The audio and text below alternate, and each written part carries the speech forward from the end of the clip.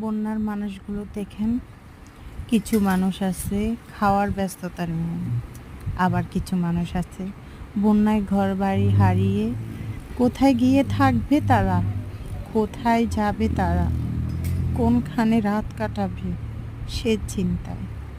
এই দুনিয়াটা বড্ড অদ্ভুত, তাই না? আমরা কিছু মানুষ,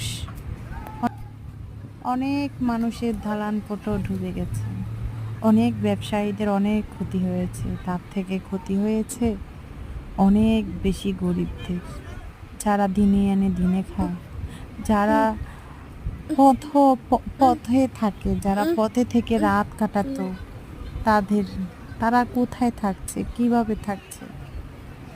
কত বড়লোক মানুষও এই বন্যার ভিতরে অন্য জায়গায় আশ্রয় নিয়েছে।